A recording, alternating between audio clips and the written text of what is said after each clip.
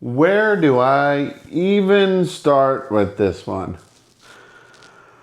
Whew, because this game, this match, this was chaos. There was control there. Bayern controlled the whole game, but they also allowed a disaster to happen in the first half. But then somehow, the most electric comebacks of the season happened, reminiscent of the great Bayern-Leipzig game in Leipzig, where they came back, Bayern, they being Bayern, beat Leipzig 5-4. But man, oh man, Bayern Munich 4, Mainz 3. And if you watch this match from the beginning, you knew this scoreline does not tell the full story, because there was chapters in this game. What's up, everyone? It's Dakota Clayball, your favorite realtor and Bayern Ultra, here in the sunny city of Tampa, Florida. And I gotta say, this weekend, it's been full of comebacks, where, in the NFL at least, Tampa Bay Lightning also had a come from behind win in the playoffs. Anyways, this isn't a hockey show. Now is it? It's a Bayern Munich show. So let's start with the context, because it matters. Man, does it matter. This was not Bayern Munich at full strength. There was no Harry Kane, no Olise. I think the only two starters were Limar and Pavlovic and Diaz. Now, if you want to say Urbig is a starter, he's getting there. But this was a heavily rotated side. Clearly, it was built with Tuesday in mind against PSG. Now, unfortunately, this game did not have Serge Gnabry, no Lennart Karl, or Tom Bischof. The latter two being important because it was a depth, and those two players would have seen more valuable game time.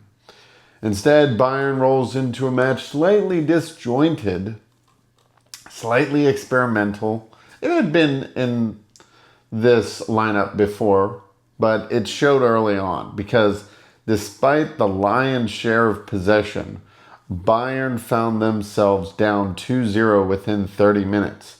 And that 30-minute number will come back later in the game.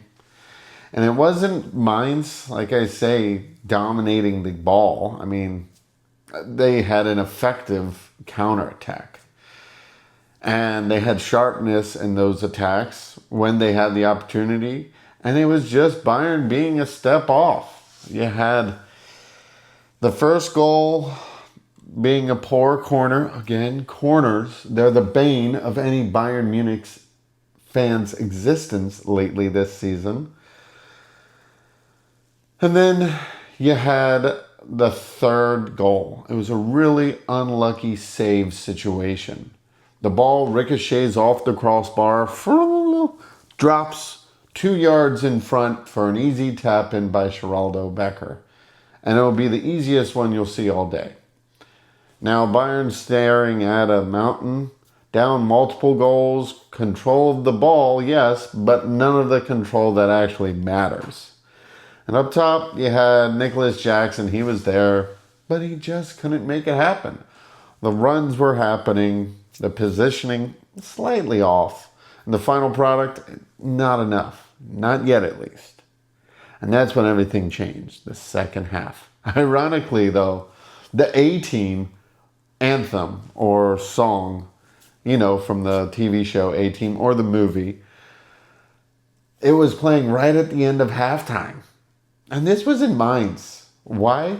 I don't know, but they were signaling the adjustments were made, and most importantly, like I said, the A-Team arrived. Harry Kane, Michael Olise both come on, and suddenly the game flips. 53rd minute, Jackson scores a goal, pulls one back, 3-1. Game on, barely, only 2 goals down. That's manageable. You got to feel it starting to shift. Momentum It doesn't always show up on the scoreboard immediately. But you could feel Bayern Munich believe again. Then the real turning point. 73rd minute, Michael Olise doing his Arjen Robben, cutting in from the right with his left foot, unleashing a rocket. Ooh, left-hand corner, boom. That is why he's on the pitch. That is why you bring him in. Composure, quality, execution, goal. 3-2. Now it's a game. And now Mainz are nervous. And the crowd, it goes quiet. Bayern smell blood. Because in the 80th minute, what happens? Musiala. He came in early on. Man, Musiala magic. There was a little chaos in that goal. But he was calm. And he put it away. 3-3. 10 minutes to go. And at that point, there was only one team destined to win. Bayern Munich. 126 years old. 83rd minute, of course. Who else? The Hurricane himself, Harry Kane. The man that just keeps scoring goals. The man who shows up when it matters most. Bayern, they complete the comeback 4-3. From dead to dominant, masterpiece. And I'm sorry, but I just got to say it. I called this.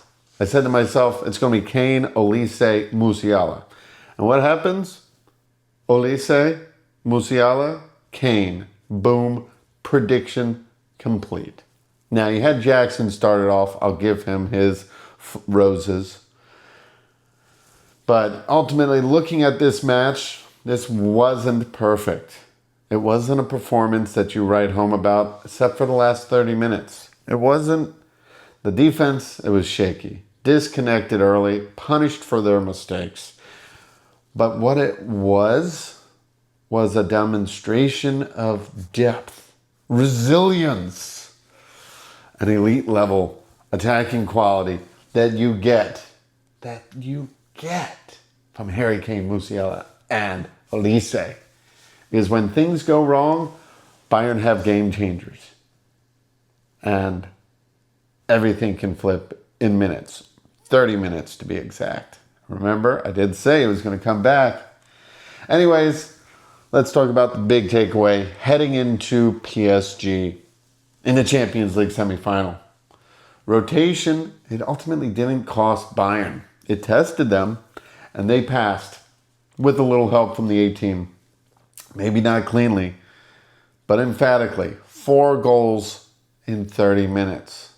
So now the question becomes, if Bayern can do this with half a match, what happens when the full machine is unleashed on Tuesday and next Wednesday? It's going to be good. Anyways, like, comment, and subscribe.